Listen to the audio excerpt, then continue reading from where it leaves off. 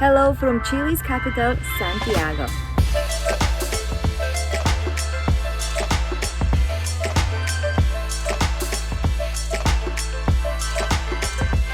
In this video, I will share with you all the amazing things this incredible city has to offer. Now we have to start with Sky Costanera because it is the tallest building in South America. I think it's an absolute must-win in Santiago and in general in South America. You can get up to the 61st floor and the views from there are absolutely incredible. I think it's probably the highest building I have ever been to. I can't even imagine if an earthquake is happening and you are in this building because it's quite common, and I can't imagine, it would be so scary. The visit is quite pricey. It is $18 per person, but it is definitely worth it. Up there you will also find a cafe, so you can easily stay there an hour and just admire the views. Make sure to try their national pisco sour, which is a popular local drink. It is very similar to the traditional one in Peru, but it does have a little bit of a twist. Now, I think one of my personal favorite sites in Santiago is the San Cristobal Hill. It is not just a hill, it is a whole kind of adventure because you can take a historic tram up there, you can take a cable car to get to the top, and obviously the area at the top is really lovely and offers an amazing views. In this area you can also find public pools that you can use during the day, and there is even a zip line. I didn't try it myself, but there is also zip lining. Now, a little tip here, I think both the tram ride and the cable car are amazing and you should do both if you have time. But let's say if time and also budget is important, then if you only can pick one, I would probably recommend taking the cable car rather than the tram up. Cable car is just, I would say, at least 3 times longer journey, and also you get much better views. But of course, taking the tram up is a bit more special and historic experience. So of course, if you can do both, definitely try to do both. And of course, you can always hike up. So I just really want to take you with me to my favorite part of Santiago, and it is this hike up the San Cristobal, and the views are just fantastic. And to be fair, I've done this hike now a few times, but I don't actually go to the top of the hill. It's quite challenging and it's quite hot during the day, so I'm just walking in afternoons now, catching a bit of a sunset. And so I never made it to the top, but this is the perfect example of how the destination, like what is the saying, like it's not about the destination, it's about the journey. And really, like, I've just been like walking up every afternoon this hill with these views. You are in like this huge valley surrounded by mountains everywhere, and yeah, it's just been one of the most amazing, beautiful walks I've been doing on a daily basis. And yeah, this is my favorite part of Santiago. And in general, it's such a fantastic atmosphere here. You can see locals also use this trail to, you know, after work, go cycling, running, walking. I really admire people who run up. It's really, really tough. And yeah, it's just a fantastic atmosphere. Again, I've always liked to do my little walks in the parks or up in the hill. Well, up in the hill here. This is like the first place where I actually can just go every afternoon up the hill. And that's my way how I see the local life. And so it's been amazing to kind of just be with the locals and yeah, enjoy these fantastic views. Now, of course, you can't leave Santiago without visiting the historic center. Like in many capitals in South America, also in Santiago, you will find Plaza de Armas, which is like the main square, and around it, in the surrounding area around it, you will find many important sites. Around Plaza de Armas, you will of course find the Metropolitan Cathedral, you'll find a post office, you'll find a lovely history museum, and also of course government buildings.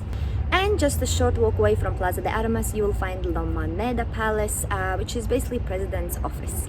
Also, a short walk away in another direction from Plaza de Armas is the local market. Inside you will find many restaurants, and it is a wonderful atmosphere in there. It's like a truly like a local market experience, but then area around it is really, really busy. For the historic center, I definitely recommend booking a free walking tour because that will give you a great summary and understanding of the main sites around Plaza de Armas. Chile has had a very eventful history, so I think a walking tour around the historic center will be a great way how to learn more about the country. And I think if you have time only for one museum, then definitely visit the Human Rights Museum. For some time, Chile was under a dictatorship and some really terrible events happened during the time. So the museum really honors and shows us the times during the dictatorship. Now, a really cool and trendy neighborhood where to go for some drinks and food is Lastarria. In Lastarria, you will also find Santiago Hill, which is a wonderful oasis in the middle of this busy city. And definitely a great place where to have a lunch while sightseeing because you're gonna find loads of lovely restaurants there. Another foodie neighborhood is Barrio Italia. Now, this neighborhood doesn't have any major sites. It's really just a lovely, cute neighborhood where to go for a dinner and a lunch. And I would say it's probably one of the best areas where to stay at while exploring Santiago.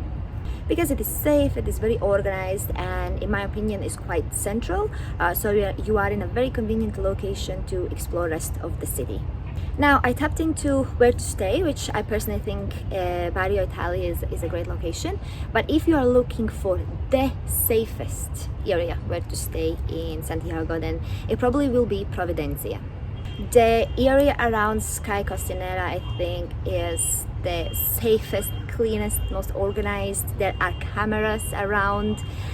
So I think if safety is the priority, then for sure anywhere around Sky Costanera will be a great location because you will be still quite close to the San Cristobal Hill, a short taxi drive to the historic center, and then on the other side you have a wonderful park. So probably if you are in Santiago just for a day or two, park won't be your top site to see, but I think if you're staying long term, then definitely this park is worth visiting. The park simply offers a wonderful atmosphere. Locals are chilling there with their dogs. You have a restaurant there, some lagoons, viewpoints. So yeah, it's just a wonderful place to visit. Another neighborhood worth mentioning is Bella Vista, which will be an ideal for all the graffiti lovers. It is such a colorful neighborhood. There are graffitis on every corner, and really it's known for the nightlife. So during the day, it's really quiet. You literally can just walk and admire the graffiti. You're probably gonna use Bella Vista to get to the tram. But then in the evening, it really comes alive.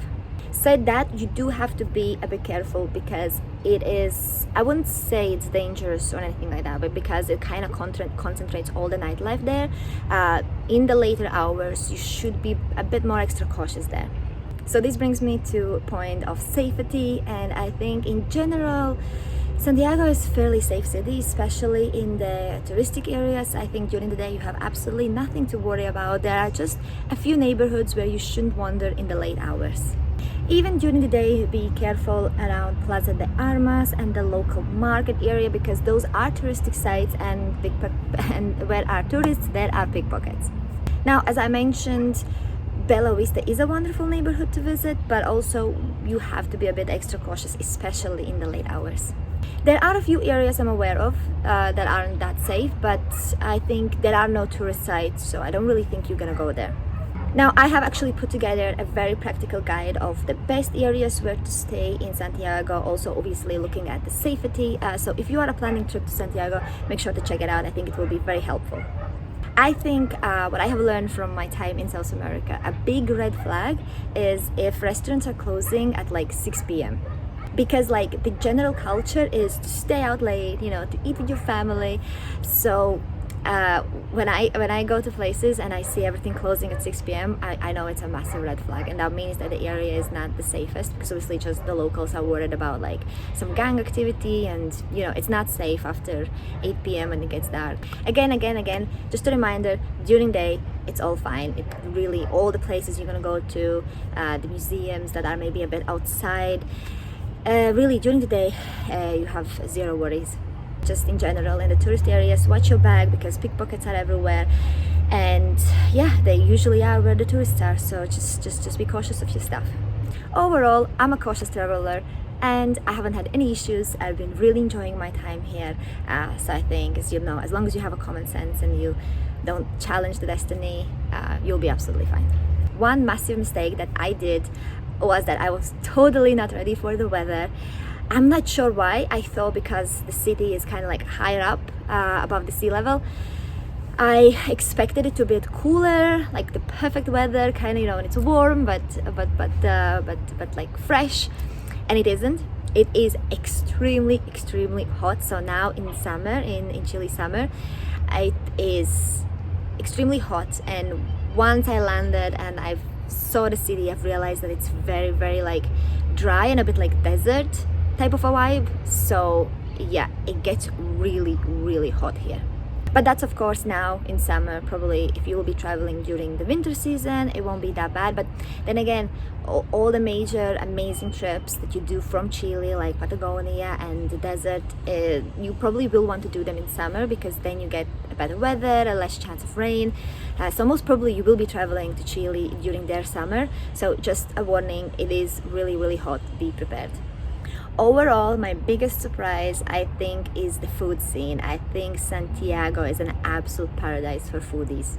You can find all sorts of restaurants here. In my neighborhood, I'm actually staying in like a Korean neighborhood, and I've been having the best food. But even if I go to like other neighborhoods, there's loads of vegan restaurants, loads of vegetarian friendly options. Honestly, the food scene has been absolutely incredible. So before coming to Chile, to Santiago specifically, I was reading a mix of reviews and you know, experiences, and there was people who loved it and then people who didn't like it, and I was wondering, well, I'm gonna like it or I'm not gonna like it. But I have to say, I absolutely love it. I think it's such a magical city, because you are in this huge valley with these skyscrapers, with this bustling life, and you are just constantly surrounded by mountains. Like wherever you look in the background, you have the mountains. I don't think you can see well. There are mountains.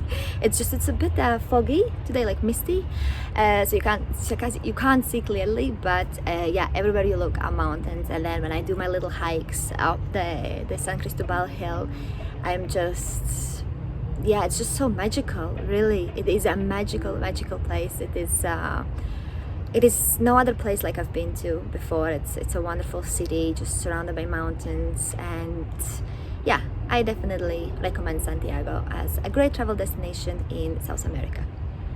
Another city that I was highly impressed by was Buenos Aires. So if you want to see video on that, make sure to check it out.